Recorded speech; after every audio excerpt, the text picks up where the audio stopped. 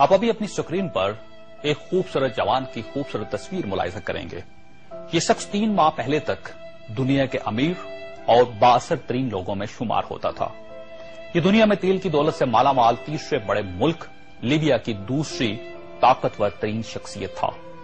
یہ کس قدر امیر اور بااثر شخص تھا، اس کا اندازہ آپ 2-3 مثالوں سے لگا لیجیے. یہ لندن میں تھا. اسے شمالی لندن کا ایک گھر پسند آ گیا.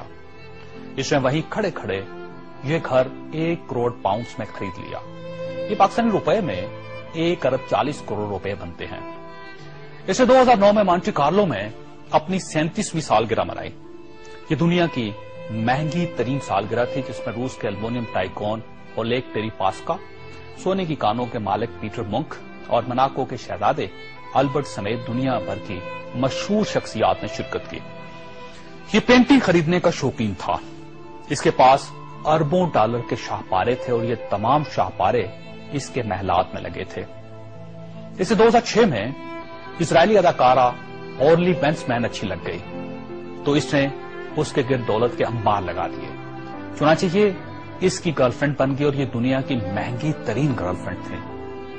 برطانوی وزیر اعظم ٹونی بلیئر اسے اپنا ذاتی دوست کہتا تھا اور اس پر 10 ڈاؤننگ اسٹریٹ کے دروازے ہر وقت کھلے رہتے تھے. برطانوی شاہی خاندان نے اسے کئی بار بکنگم پیلس اور ونڈسر کاسل میں لنچ اور ڈنر دیے تھے. یہ لندن اور پیرس میں پلے بوائے کی زندگی گزارتا تھا اور اسے دنیا جہان کے قانون توڑ کر بہت خوشی ہوتی تھی. اس نے ایک بار پیرس کی شانزے-لیزے پر 120 کلومیٹر کی رفتار سے گاڑی چلا کر پوری یورپی دنیا کو حیران کر دیا اور پیرس کی سٹی حکومت کوشش کے باوجود اس کا چالان نہ کر سکی. یہ لیبیا کی انویسٹمنٹ اتھارٹی کا سربراہ بھی تھا اور یہ اتھارٹی دنیا کے کسی بھی ملک میں کسی بھی وقت $10 بلین تک کی سرمایہ کاری کر سکتی تھی اور یہ ایک بہت بڑا استحقاق تھا. اس شخص کا نام ناظرین سیف الاسلام ہے اور یہ لیبیا کے سابق حکمران کرنل قذافی کا بیٹا ہے. سیف الاسلام کرنل قذافی کا وارث اور ولی عہد بھی تھا اور اسے دنیا کا اس کے بارے میں خیال تھا کہ یہ کرنل قذافی کے بعد لیبیا کا حکمران ہوگا. یہ اس قدر بااثر تھا کہ کرنل قذافی کو نیوکلیر پروگرام ترک کرنے پر بھی اسی نے قائل کیا تھا. اس نے بلغاریہ کے اس میڈیکل گروپ کو چھڑوانے میں بھی بڑی مدد کی تھی جس پر بچوں کو ایڈز کے ٹیکے لگانے کا الزام تھا. بلن نائٹ کلب اور لاکھ روپی دھماکے کے متاثرین کو معاوضہ بھی اسی کے حکم سے جاری ہوا تھا. اب میں آپ کو اس کی تازہ ترین تصویریں دکھانا چاہتا ہوں.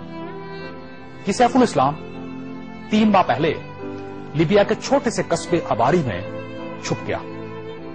یہ 2 دن پہلے 19 نومبر کو قصبے کے ایک ایسے کمرے سے برآمد ہوا جس میں باتھ روم تک نہیں تھا اور یہ بدبودار پرانے کمبل میں لپٹا تھا. اس کی انگلیوں پر پلستر چڑھا ہوا تھا اور یہ پلستر بھی اس نے خود چڑھایا تھا کیونکہ اسے ڈاکٹر تک کی سہولت حاصل نہیں تھی. یہ سیف الاسلام اس وقت لیبیا کی موجودہ حکومت کے قبضے میں ہے اور پوری دنیا میں کوئی شخص اس شخص کو پناہ دینے کے لیے تیار نہیں جو 3 ماہ پہلے تک ملکہ برطانیہ کا شاہی مہمان بنتا تھا اور ٹونی بلیئر اسے مائی فرینڈ کہتا تھا اور پیرس کی کمپنیاں اس کے لیے خصوصی خوشبو ایجاد کرتی تھی. یہ ہے سوال اور یہ تصویر دنیا کے ان تمام حکمرانوں اور ان کے خاندانوں کے لیے عبرت کا سبق ہے جو اقتدار کو سب کچھ سمجھ لیتے ہیں اور جو اس زوم میں مبتلا ہو جاتے ہیں کہ ان کے اقتدار کا درخت ہمیشہ سبز رہے گا. یہ تصویر دنیا بھر کے حکمرانوں سے چیخ چیخ کر کہہ رہی ہے کہ جو حکمران عوام کا اعتماد کھو دیتے ہیں ان کا یہ انجام ہوتا ہے. انہیں بدبودار کمبل بھی پناہ نہیں دیتے.